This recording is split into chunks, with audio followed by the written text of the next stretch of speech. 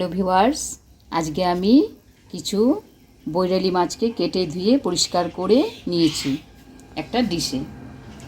আর অন্য একটা ডিশে আমি বেশ কিছু পেঁয়াজকে কুচি কুচি করে রেখেছি, সামান্য কাঠকচুকে কেটে নিয়েছি। তোমরা এই কচুকে কি বলো জানি না, আমরা শোলা কচু বা কাঠকচু বলে থাকি। আর এখানে নিয়েছি ঝিঙে, দুটো ঝিঙেকে খোসা ছাড়িয়ে কেটে ধুয়ে রেখেছি। আরও একটা পাত্রে নিয়েছি আমি দুটো আলু কুচি কুচি করে কেটে ধুয়ে পরিষ্কার করে রেখেছি। আর এখানে নিয়েছি কিছু কাঁচা পাকা লঙ্কা।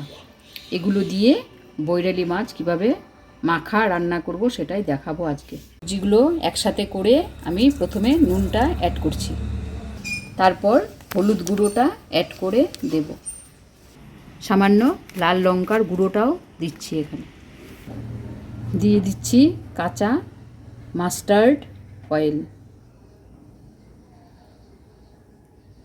অ্যাড করে দিচ্ছি কিছু চেরা কাঁচা লঙ্কাকে। সব একসাথে ভালো করে মেখে নেব এটাকে।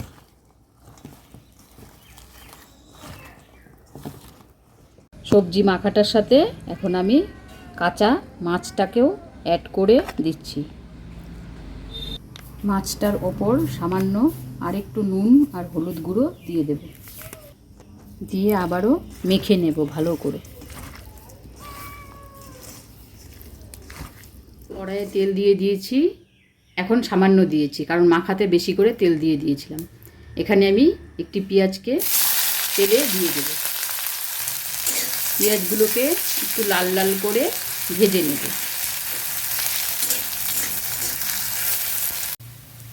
এখন যে মাখাটা করেছিলাম সবজি আর মাছের, সেটা এখানে সম্পূর্ণ আমি দিয়ে দেব।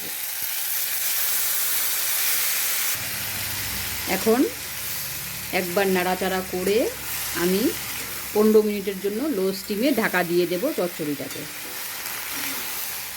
দেখো বন্ধুরা, 15 মিনিট পর আমি দেখব আমার মাখা চচ্চড়িটা কী পরিমাণ সেদ্ধ হয়ে গেল।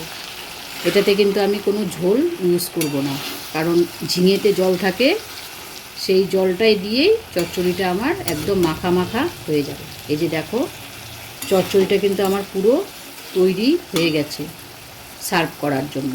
তোমরাও আমার ভিডিওটি দেখে এরকম করে হাতে মাখা বৈরালি মাছের চচ্চড়ি করে খেতে পারবে। এই যে দেখো বন্ধুরা, রেসিপিটি আমার খাবার জন্য পুরো তৈরি।